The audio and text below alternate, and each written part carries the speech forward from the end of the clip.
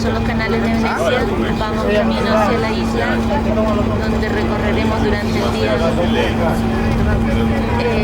el famoso lugar de Venecia.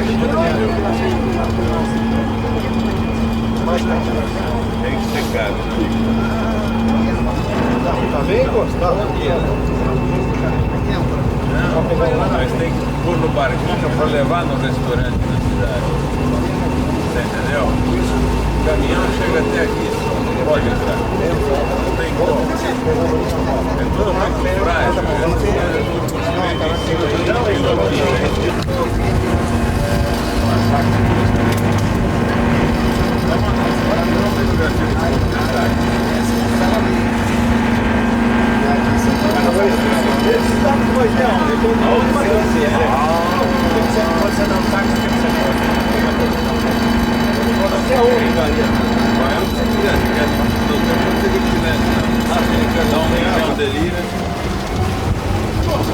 Não, vou sacar de novo, beleza.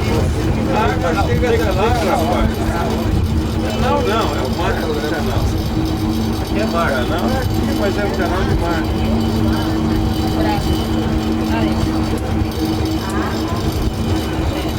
Estamos vendo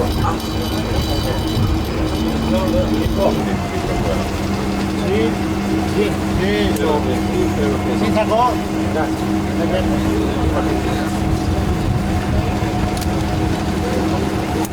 Mira, te están pegando yo lo.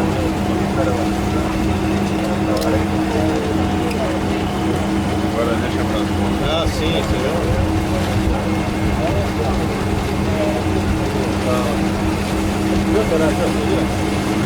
Ah, un poquito con los autos.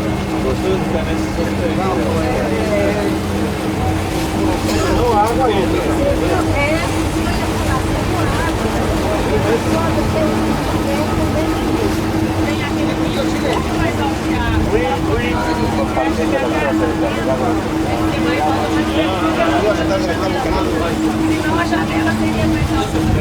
Olha, essa aqui é direto com a porta de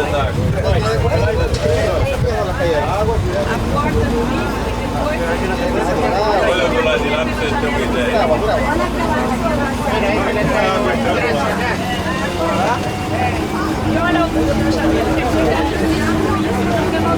¿Y eso no tiene pegadera?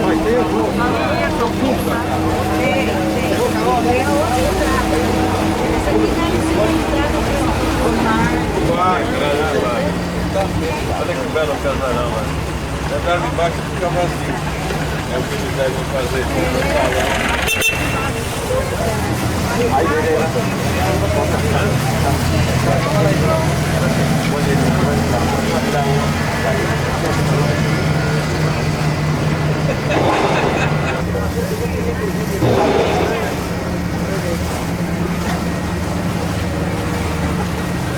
Olha. Gorda, olha essa. Impresionante.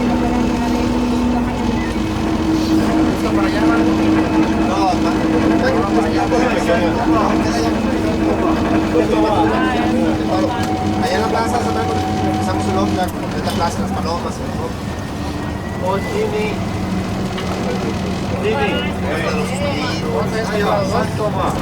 Pues apenas se va a caminar en primera.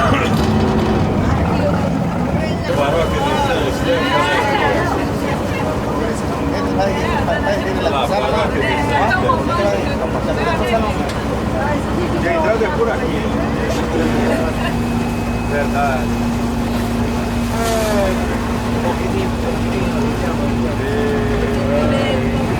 Tá vendo que é tudo em mármore embaixo?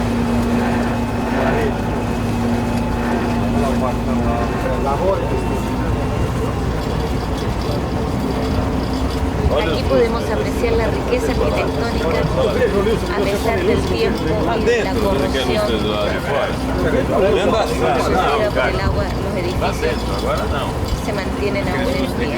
¿Por cuánto tiempo? Solo la naturaleza y el ser superior algún día lo determinará. Olha lá dentro, tá vendo o rosto? Ah, graças. Ah, agora que eu me quero o mundo essa coisa agora. Olha, vou virar.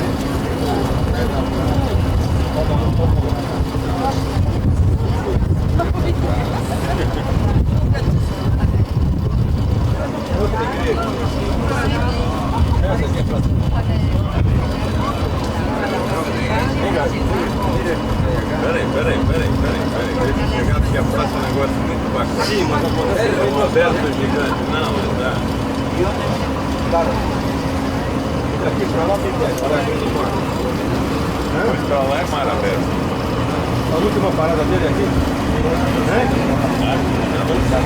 Mais além. Resulta emocionante pensar que algún día lo que fue la capital de la cultura misma pueda desaparecer.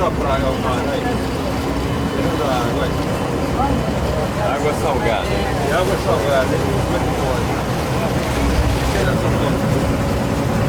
nossa, ela encheu d'água e acabou a frase.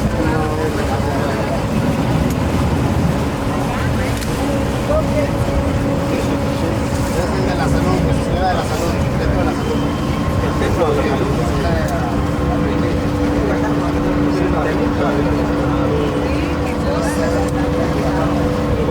Acá en la próxima parada tenemos que bajar.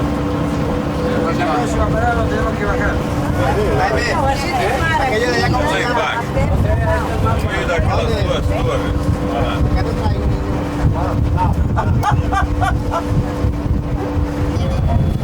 Acho que $800 por negócio.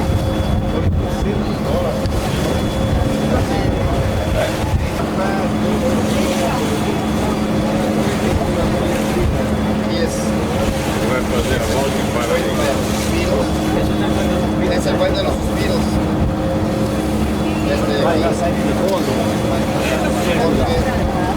Dali? Dali. Paramos ahí.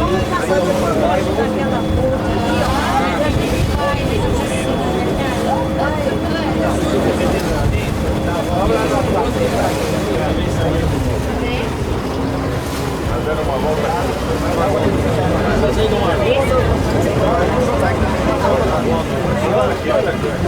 Ahí tenemos el típico gondolero.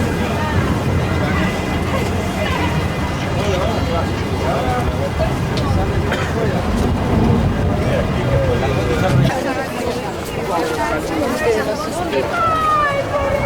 Esta es la plaza de San Pedro. Las palomas revolotean.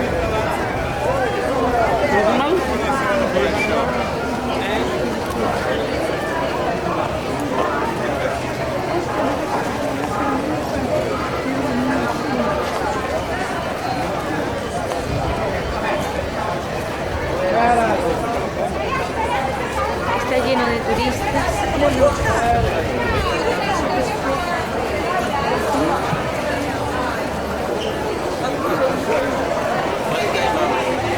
Pensé que era otra cosa.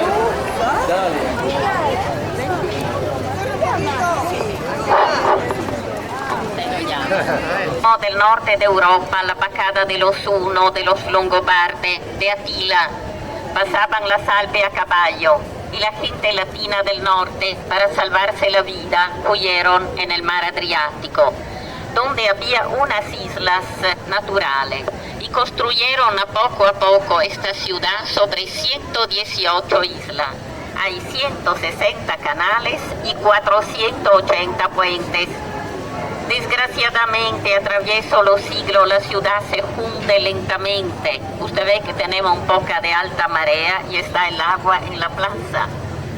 Pero muchísimo menos en el lado de Rialto, el río más alto, la isla más alta de la ciudad. Usted ha visto la situación que ponen los puentecitos para los turistas. Porque los pobres venecianos por dentro no tienen los puentes, tienen que irse en el agua. Pero no como San Pedro, que iba por arriba, se van por dentro. Y por abajo a veces. Por esta razón estamos todos románticos y reumáticos. Usted es romántico, ¿verdad? Marcia, ahora. Bueno, sí, es la humedad, muchos años de humedad. Hoy día tenemos mala suerte porque es la primera alta marea. Ayer había poquito, hoy es el tiempo que cambia. ¿Va a seguir subiendo, María? Tengo miedo que sea hasta mediodía y después se rebaja lentamente, depende del viento. Podemos, si no podemos entrar ahora, no podemos juntarnos a la tarde para ver. En la iglesia sí. Sí, pero mire, se lo digo en dos palabras, la iglesia es muy bella, es bizantina del año 1000. Ustedes ven un lado de la iglesia. Por dentro tiene la forma de cruz griega, como Santa Sofía en Constantinopla. Tiene 5 cúpulas y allí no hay que explicar sino admirar la bajada del Espíritu Santo, historia del Cristo y de la Virgen. Después en el altar mayor está sepultado el evangelista San Marco, que fue traído de Alejandría de Egipto y es el evangelista griego. Si ustedes quieren pagar una entradita al lado del altar, pueden ver el retablo de oro macizo con piedra preciosa, soberbia y miniatura, que es el regalo de los venecianos a San Marco, que es el patrono de la ciudad. Bueno, esto lo verán, sobre todo lo bello de la iglesia son los mosaicos. 5.000 metros cuadrados de mosaico de cristal colorado y cristal con lámina de oro puro, regalado para los venecianos. Los mosaicos son bizantinos, de Bizancio, artistas orientales que no eran pagados. La iglesia le daba una bendición, que comer, pero no eran pagados. Regalaban su trabajo porque creía en el paraíso. Lo más tarde posible porque acá vivimos bien, pero creían al paraíso. ¿Usted cree al paraíso? Ya lo tienen, están viajando de Sudamérica. Miren por acá el campanario alto es de 100 metros y en la cumbre tiene el arcángel Miguel que da vuelta con el viento. Ahora el viento es loco, no se ve, pero cuando el viento es fuerte se ve el ángel dando vuelta. El ángel todavía no es muy pesimista porque está mirando al mar. Es una veleta, tiene una base muy sensible y con las alas recoge el viento y da vuelta. Los venecianos estudiaban el viento porque eran marineros. Ustedes se acuerdan Marco Polo, los Caboto, los grandes exploradores y marineros que se fueron acá del muelle al oriente. Más que miles se fueron, solamente 4 regresaron. Todos los otros se quedaron muertos en exploración en el oriente, en la China, héroes desconocidos. ¿No es usted un héroe desconocido? Es desconocido turista. Mexicano. Pero usted no es marinero. No. ¡Ándale! Capitán. No soy marinero, pero por usted seré. Dos palabras sobre el campanario, que es el cuarto.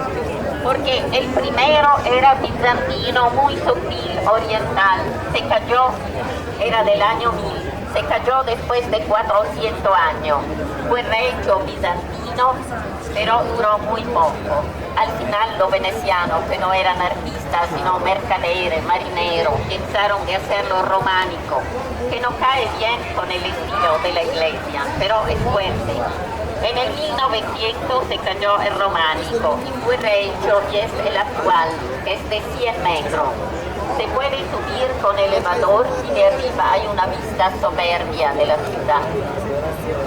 La campana todavía son muy antiguas. Y si ustedes suben y tocan la campana, hay que quedarse con la boca abierta por el oído. No le da una bella expresión, pero a lo mejor por el oído. Las campanas son 4. Una campana tocaba para llamar los magistrados que vivían alrededor de la plaza en este edificio, la Procuratía del 1400, que era la casa de los magistrados venecianos. Eran llamados al Palacio Ducal para las reuniones. La segunda campana tocaba cuando les cortaban la cabeza a los criminales, ejecuciones públicas dentro de las 2 columnas en el muelle. Les cortaban la cabeza con espadones mandobles. Y la campana llamaba a la gente a ver, como en Francia, la gente tenía que ver que mataban a un criminal. Bueno, en la columna hay San Teodoro, el primer patrono, y el león de San Marcos, que todavía no es un león, sino una quimera griega. Los venecianos les han puesto la sala y el evangelio y han hecho un león para ahorrar, porque no era la lista. Bueno, por acá la librería del Sansovino, siglo XVI. Arriba hay todos los dioses griegos. Está Venus cubierta porque están la van a restaurar. Hay Hércules, hay Neptuno, el dios del mar. Faltan dos dioses. Dentro de los dioses se puso Napoleón con las armas de Francia. Era el 1797. Napoleón era muy humilde. Bastante. Desgraciadamente lo echaron porque ahora hace parte de la historia. Era Napoleón y las armas de Francia. Los venecianos al comienzo eran pobres marineros, pero en el 1204 tomaron parte a la Cuarta Cruzada que acabó con la caída de Constantinopla. Era la primera vez que Constantinopla caía en mano enemiga. El lugar era riquísimo. Se aprovecharon los cruzados llevándose riqueza en sus lugares. Acá los venecianos se llevaron dos caballos que estaban en la tarde. Ustedes se quedan acá todo el día. Bueno, tienen tiempo en la tarde. Hay una escalera donde se sube un caballo. Son caballos soberbios de la quinta Lidia. Fueron traídos de Atenas a Roma cuando había Nerón. De Roma a Constantinopla, Constantino, a Venecia en el 1204.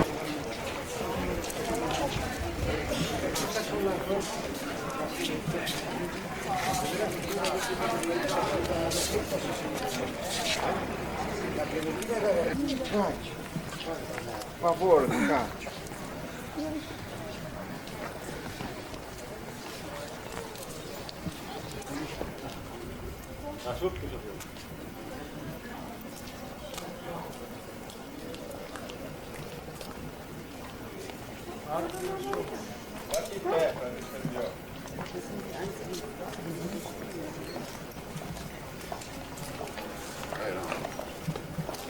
Ana, pantaloni. No?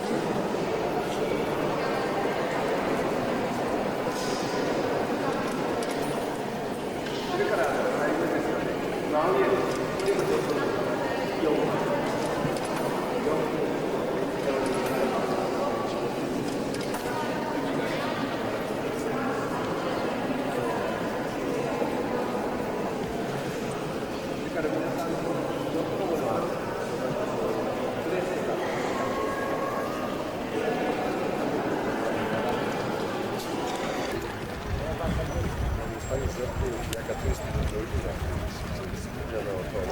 Po tej stronie, co żeśmy przyjechali, bo z tej strony tylko... A to nasz tam stoją? Nie, chyba nie. Nie, nasz jest niebieski. Nie, tam są czerwone i niebieskie. Ale nie, niebieskiego nie widzę. To nie jest nasz. Tam jest to też burza wyraźnie widoczne tam daleko, tak na horyzoncie. I my tak już powiem na horyzoncie w tej mgle. A tu jest taka dolina, tu na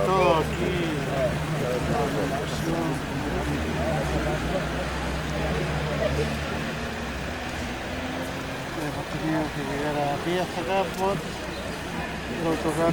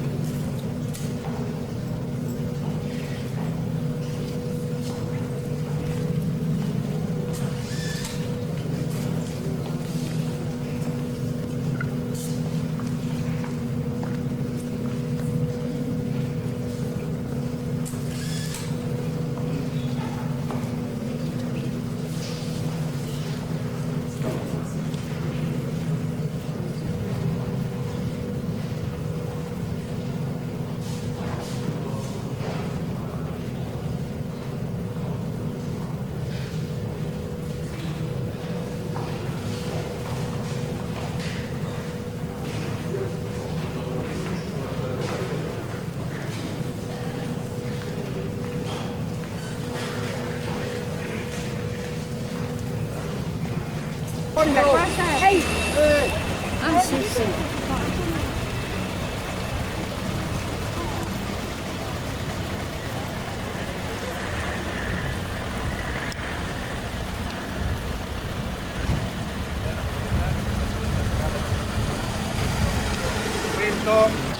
Ay, yo estoy muy desgreñada.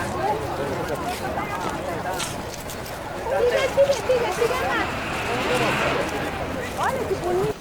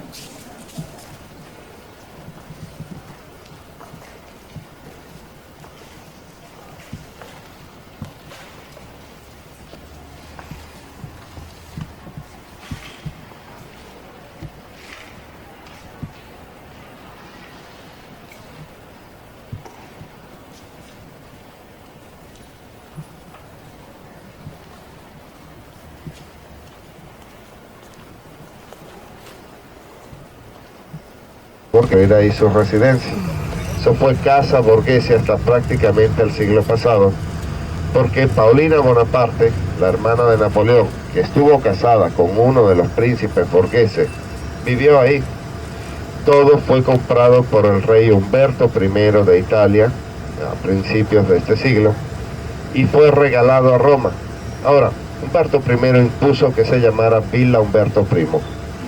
Yo hace unos días estaba con unos amigos, estábamos leyendo un libro antiguo y había unas estampas, unas fotografías con Villa Umberto I.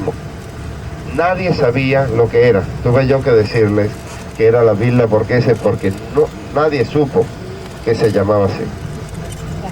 Y de ahí que se sigue llamando Villa Borghese aún en la actualidad. Es uno de los jardines más grandes de Roma. Ahora pasaremos a través de él. Es uno de los pulmones. Y ahí a la derecha tenemos esa puerta que decía.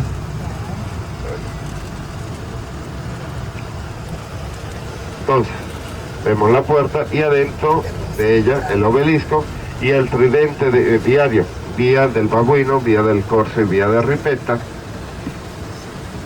que comunica con Plaza de España, ellas Aureliana, que tenían 19 kilómetros de longitud. En la actualidad tienen aproximadamente 7 bien conservados, mientras que estamos rodando dentro de Villa Borghese, que como dije es uno de los jardines más grandes de Roma. 6 kilómetros, no es 6 kilómetros de perímetro, no es el jardín más grande, cuidado, el jardín más grande de Roma y de Europa es la Villa Doria Pamphili, que tiene 9 kilómetros de perímetro. Aquí tenemos algunas estatuas de grandes personajes. No San Andrés, que tenemos a la izquierda, que eso era un santo, sino aquí delante veremos a la izquierda José Artigas, o bien un poco más adelante veremos a Víctor Hugo, o más adelante veremos a Goethe. Aquí tenemos un poco todos los grandes personajes. Aquí a la derecha tienen a Víctor Hugo, todos los grandes personajes que han pasado por la ciudad. Aquí a la izquierda tenemos un pequeño lago, y aquí delante a la derecha tenemos el Gallo Patollo. Gallo Patollo es un campo de equitación que, aparte de competiciones ecuestres, como verán aquí a la derecha, hacen ahí algunas ceremonias anuales, como es el desfile de modas que termina en Piazza de España, que será comenzado aquí, o bien el Festival de la Música del Caribe fue hecho aquí, o bien yo que sé, algunas competiciones sea ecuestres, que es de otro estilo. Bien, y ahora vamos a entrar a Via Veneto, vamos a entrar a Roma por la Porta Pinciana. Entonces, la Porta Pinciana era una de las 14 puertas principales de las murallas aurelianas, de la que nace el Via Veneto. Via Veneto es la calle más conocida de Roma en el mundo entero. Esta calle debe su gran fama al frenesí de la vida romana de los años 60, resaltado por Fellini en su película La Dolce Vita Romana. Es una calle que tiene vida las 24 horas del día. Por la noche están los grandes artistas, diseñadores de moda, directores de cine, y por el día es zona de oficinas.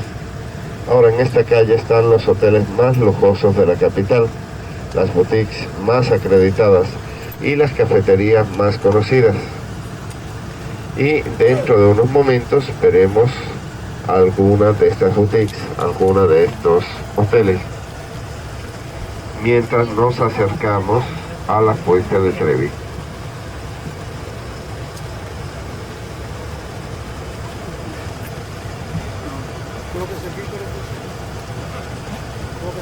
Y llegaremos a la colina del Quirinale, una de las 7 colinas clásicas de la ciudad.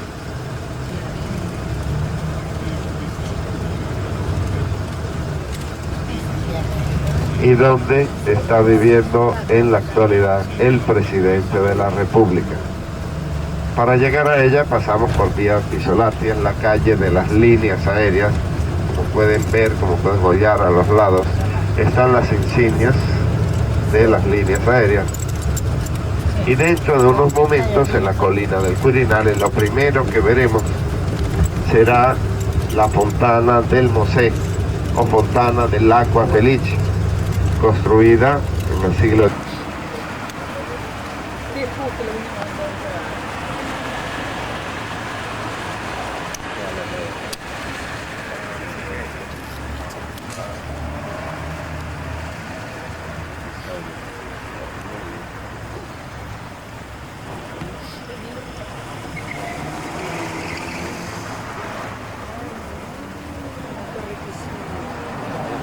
Yo lo saco, lo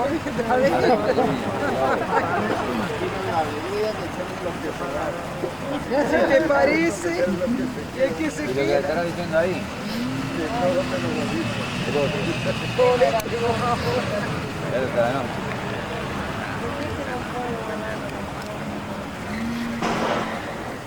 ¿Cuántas horas serán?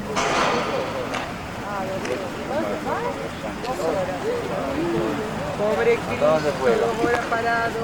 Mira cuánta vuelta de gusto le da. ¿Por qué no se van a volver? El fierro lo voy a seguir, pero sí, esas cosas.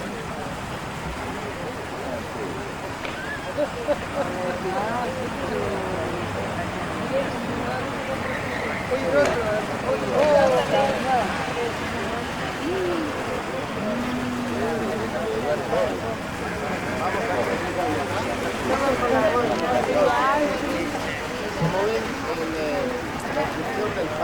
y es el Papa que manda construir este nave. Ahora ven los símbolos cristianos que tenemos. La Virgen con el niño arriba en primer lugar. En el centro del bastón tenemos el Cristo, el símbolo más importante del Vaticano, el cristianismo. X, alfa y omega, ya hablaremos de él en el Coliseo. Y después las figuras de San Pedro y de San Pablo, como es lógico, al ser un palacio papal, las figuras tenían que ser estas.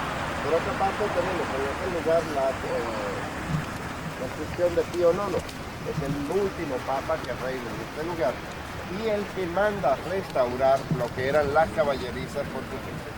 Y ahora vamos a descender, vamos a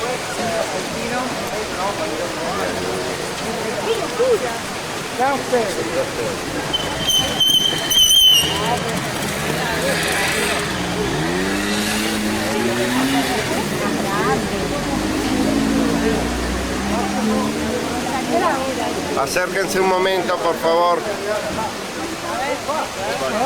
Acerca. Bueno, miren, esta es la famosa Fuente de Trevi. Esta es una de las grandes sorpresas, porque todos esperan una fuente chiquita y una plaza muy grande. Y como ven, es todo lo contrario. Ahora, la primera fuente es del primer siglo antes de Cristo, pero esta es del siglo XVIII, realizada por Nicola Salvi, que se basa en un proyecto de Bernini. Como ven, por una parte, la fuente es la fachada posterior de un palacio, es la fachada posterior del Palacio Poli. Y ven, en el centro a Neptuno, Poseidón. A los lados ven las dos figuras femeninas. A la izquierda ven la figura de la abundancia y a la derecha la figura de la salubridad. Arriba ven dos relieves.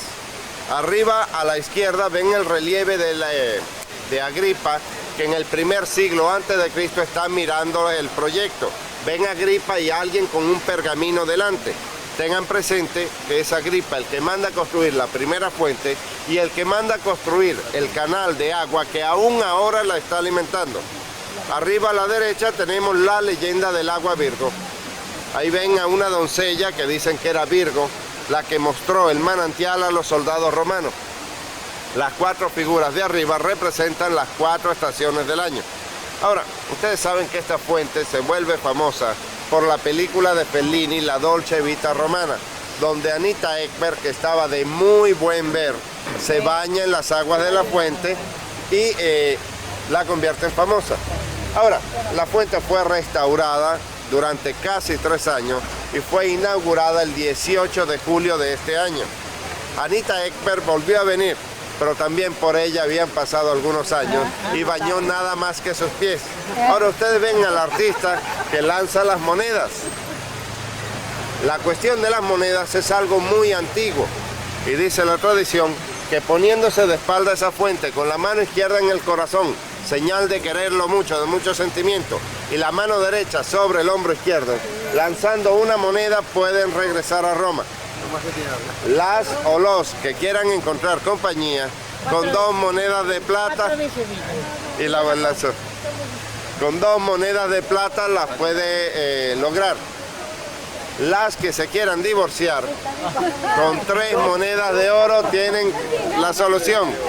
Pero ¿cómo comprendemos? La que algo quiere, algo le cuesta. ¿Cómo comprendemos que hay una crisis económica muy grande? Los que se quieran divorciar, lanzando a la mujer al agua, tienen el divorcio a la romana y ahorran las 3 monedas de oro. Las monedas son regaladas a la Cruz Roja, a la Cruz Vermelha. Y bueno, miren, dentro de unos 5 minutos nos reunimos aquí para regresar a nuestro medio de transporte. ¿De acuerdo?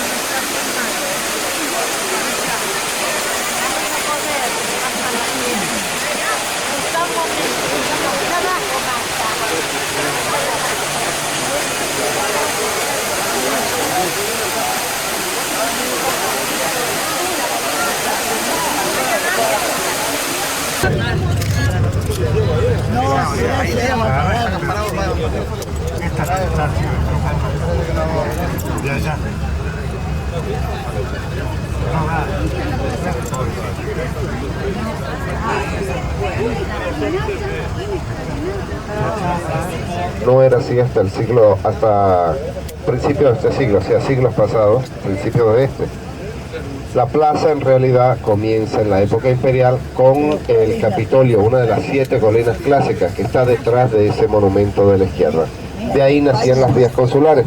Una de ellas la tienen allá a la derecha, la vía Flaminia, la vía consular Flaminia, que comunicaba y sigue comunicando Roma con el Adriático. Nosotros vimos el otro extremo, la Piazza del Popolo, la Puerta Flaminia está en el extremo de esa calle. Ahora la calle se comienza a llamar Vía del Corso por las corsas de caballos que se hacían en ella. Y de ahí que en la actualidad es el centro político y económico de la Roma actual, con las firmas de moda más acreditadas que caen a ella y la Cámara de Diputados. El balcón verde que ven a la izquierda de esa calle es la Casa Bonaparte. Es ahí donde vivió y murió Leticia I Bonaparte, la mamá de Napoleón. Ahora, en el siglo XV, don Pedro Barbo, cardenal veneciano, manda construir el palacio que tenemos de frente, Palacio de Venecia, que fue la embajada de Venecia ante el Estado Vaticano y fue usado por Mussolini en la Segunda Guerra Mundial. Ustedes vieron al Duce alguna vez en alguna imagen de repertorio. El balcón era ese, donde están esas dos personas. Ahí es donde se asomaba el Duce, que hablaba a la gente que estaba reunida en la plaza. Y es en el 1911 que es inaugurado, sea el monumento de la izquierda que el palacio que tenemos detrás.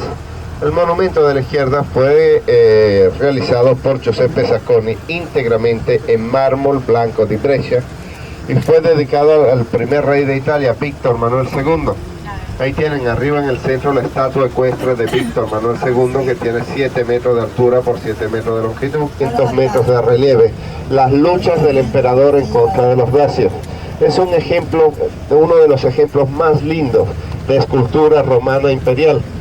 Eso eran todos los mercados de Trajano, o sea, el foro y mercado. Miren la parte de la izquierda, aparte de las dos figuras que tenemos ahí sentadas, que también en la época imperial pasaba. En los mercados, en el fondo a la izquierda. Si nosotros viéramos las lojas, los comercios, veríamos lo mismo que ahora. El panadero, el pescadero, el carnicero, el frutero o el snack bar de ahora, que en la época se llamaba Thermopolio. Ahora a la izquierda estarían el de Trajano, el de César Augusto y el de César Nerva, 3 foros imperiales, construidos cuando Roma tenía 1,5 millones de habitantes. El foro romano no tenía capacidad. Ahora, en el primer siglo antes de Cristo, el foro era lo que teníamos, es lo que veremos ahora a la derecha. Julio César, 10 años antes de morir, manda construir su foro al lado. Estas 3 columnas que tenemos aquí, ven las bases del resto de las columnas. Eran 16.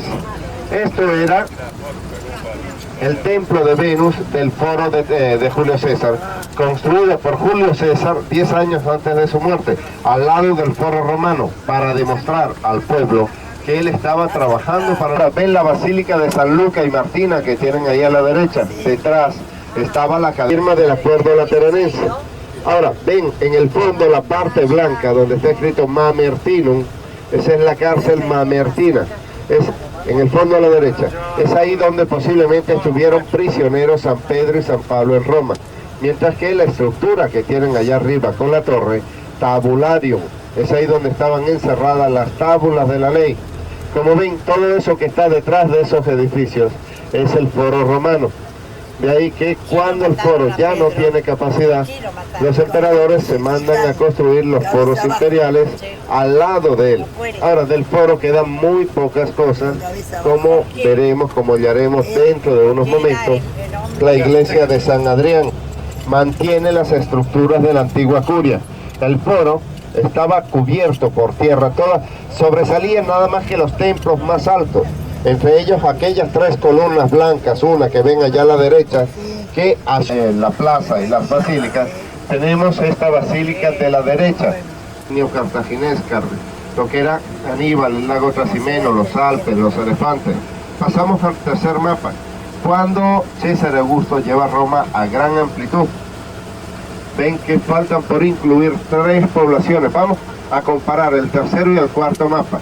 3 poblaciones que en el momento han dado problemas hasta ahora. La última fue en enero. ¿Qué pasó en enero? La guerra del Golfo. Ven en el cuarto mapa, el Golfo Pérsico ya estaba incluido en Roma. Asia Menor. Ven que del tercer al cuarto mapa son las tres poblaciones más problemáticas: Britania, Mauritania y Asia Menor. Y de ahí que es Trajano el primero de los 4 grandes emperadores que él empieza a dar bienestar a Roma, la lleva al máximo esplendor. Y después de Trajano tendremos a Adriano, Antonino Pío y Marco Aurelio, que serán los máximos emperadores que tiene Roma. Ahora, después de ellos comenzará a decaer el imperio con Cómodo, y después ya en el V siglo después de Cristo decaerá completamente. En ese periodo se comenzarán a derrumbar construcciones anteriores, como esta construcción que tenemos aquí arriba a la derecha, que era estas columnas, era el templo de Venus y de Roma, el Coliseum que tenemos ahí delante, u otras construcciones. Entonces, ahí a la izquierda y delante a la izquierda tenemos el Esquilino, otra de las 7 colinas clásicas de Roma. En el fondo a la derecha tenemos el Arco de Nino. Y bueno, ahora vamos a rodear todo este monumento y vamos a entrar por el otro lado.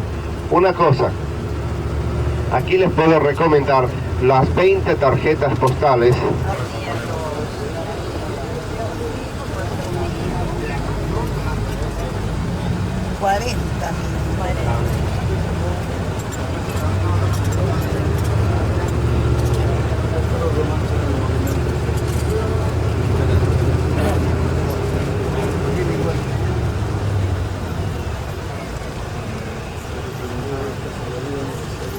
Bien, vamos a descender y vamos para allá. Tengo que hacerles una pregunta. ¿Ustedes tienen crisis económica en sus países? No,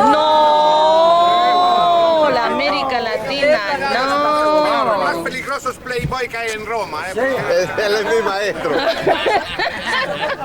Entonces, lo primero, ustedes no tienen ninguna crisis económica. No. La tienen sus países. Ustedes no la tienen, si no, no estarían aquí. ¿Por qué? La crisis económica está en Roma, es con Nerón, en el imperio de Nerón. Pero el imperio, ustedes saben que los romanos son inteligentes. La grandiosidad que tienen los romanos es porque los griegos hacen la cultura más grande del mundo. Jamás habrá una cultura así, pero no hacen nada más. No logran hacer nada con aquella cultura. Los romanos, copiando aquella cultura, cuajan el imperio más grande del mundo. Esa es la gran importancia que tienen. Ahora, para los griegos saben que el emperador era el hijo de Dios en la tierra. Para los romanos también. La estatua del emperador siempre era la estatua de Apolo con la cabeza de ese emperador. Muerto ese emperador, no había problema. Le quitaron esa cabeza y le ponían la del siguiente emperador. Qué interesante. Ahora, también saben que la sucesión directa al imperio era por sangre. En realidad, el sucesor directo era Druso, el primo de Nerón. Pero siempre ha habido gente que le dolía el estómago, tenía problemas de estómago. Y Druso tenía esos problemas. Sufría de indigestión, pobrecito, no podría digerir la cicuta y se murió, pobrecito.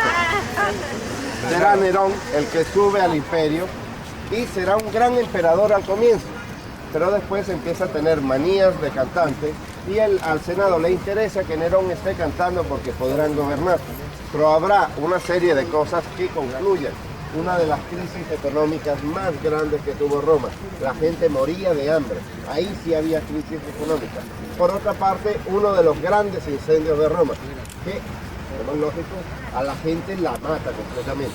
Nerón se le quema el Palacio Imperial y, sin preocuparse de aquella crisis, se manda a reconstruir la Domus Aurea. Un enorme palacio que, naciendo ahí atrás, pasaba por aquí y terminaba en el Palatino, la colina histórica de Roma. Fíjense hasta qué punto será grande aquel palacio, que aún en la actualidad están los cuartos enterrados y mosaico de oro adornando. Ahora, tenía una estatua colosal de Nerón a la entrada y por aquel coloso fue llamado Coloseo. Una estatua que era en bronce de 35 metros de altura, dorada con oro 24 quilates. La estatua sobre el piedestal tenía unos 54 metros de altura, que es lo que después tendrá el monumento. Ahora, el monumento será construido por los 3 emperadores sucesivos, los Flavios, Vespasiano, Tito y Domiciano. Así como lo comienza Vespasiano, será Tito el que lo termine. Pero ahí hay una cosa, los judíos. Ustedes saben que los judíos esperan en el Mesías a un general que salga al frente de las tropas con la espada en la mano para guiarles en contra de los romanos. En realidad les sale un Cristo muy pacífico y comienzan a sublevarse. Tito, harto de aquellas sublevaciones, arrasa Jerusalén y trae 100.000 esclavos judíos a Roma. 70.000 de aquellos 100 son los que construyen el monumento. A raíz de la conquista de Jerusalén, le construyen el arco triunfal a Tito que tenemos allá encima. Posteriormente aquí comienzan a hacer peleas entre gladiadores y gladiadores o gladiadores y fieras. Y será Domiciano el que lo inaugura en el 80 después de Cristo. Un día que dura unos 6 meses. Pero después de los 6 meses de festejo de la inauguración, eran peleas periódicas. Al pueblo hay que darle pan y circo, ya en la época. Y aquí entraban gratis. En las 80 arcadas que tenía alrededor, entraban gratis los romanos. Ahora, el monumento estará en función hasta el sexto siglo después de Cristo. Pero en el cuarto siglo después de Cristo, Constantino legaliza el cristianismo. Entonces se prohíben las peleas entre gladiadores y gladiadores y serán nada más que las de gladiadores y fieras. A raíz de la legalización del cristianismo, le construyen a Constantino el arco triunfal. Ahora toman restos de 4 monumentos anteriores. Pero aquí ven que siempre hay una lógica en las cosas. Constantino le da la paz romana a los cristianos. ¿Qué monumento le pueden dar? Ahí toman restos del templo de Adriano. Adriano es el emperador que le da la paz romana a todas las provincias del imperio. Los medallones son del templo de Adriano y nos demuestran aquellas cosas de Adriano. El relieve en cambio es de Constantino. Y es ahí donde nace el famoso Cristo. Como ven, P, X, alfa y omega. Pax en Cristo, del alfa, la primera letra del alfabeto griego, el comienzo, al omega, la última letra. Fíjense cuánto importante será este símbolo para el cristianismo, que en la actualidad en cualquier pueblo del mundo, ustedes agarran el pueblo más chiquito, el curita en Semana Santa, celebrando misa, incide estas 4 letras en el cirio pascual. Aquí en Roma es el Santo Padre. Todas las conmemoraciones tienen este símbolo. Ahora, Roma vendría hablando en inglés. En aquella época. Ahora, el monumento será erigido a Constantino, termina ya la parte imperial, cae el imperio y este monumento quedará intacto hasta el siglo XVII. Es el Papa Urbano VIII Barberini, el primero que lo manda a saquear. ¿De qué forma? Arrancando el mármol blanco de Carrara que lo retira. Por eso tienen los agujeros, los buracos, no por la Segunda Guerra Mundial, que aquí no pasa nada. Y de ahí que en la actualidad hay una gran tradición de este monumento. Pero vamos a entrar a él, vamos a dar la última explicación para entenderlo completamente, ver cómo era en la época imperial y después les doy un poquito de tiempo para visitar. ¿Ok? Acá. Vengan para acá.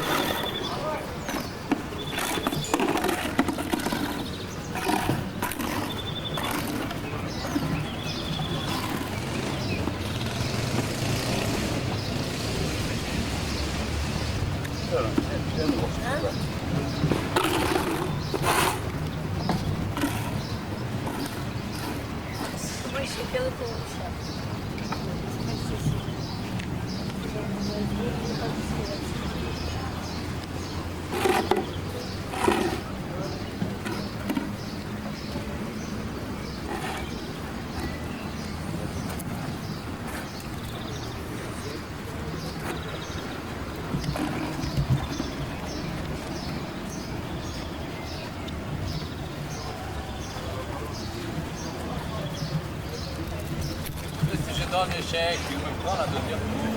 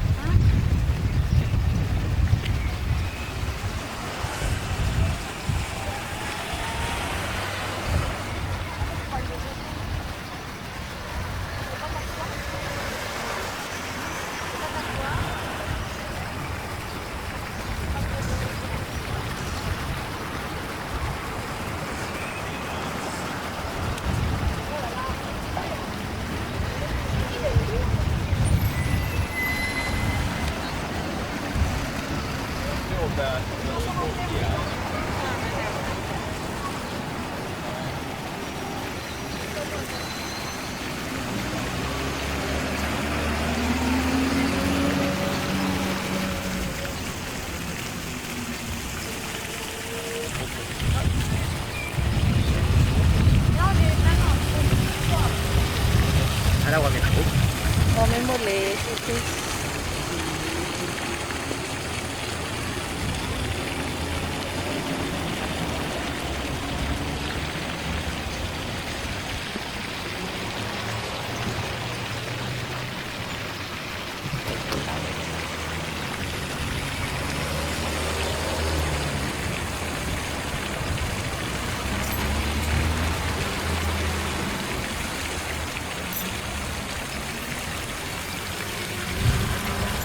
¿Por qué tú la dejaste para que filmara tan de lejos? ¿Ah? ¿Tú le moviste algo para que filmara? Pues no. ¿No? ¿Quería acercarlo? No, yo no veo. Con eso. No ves.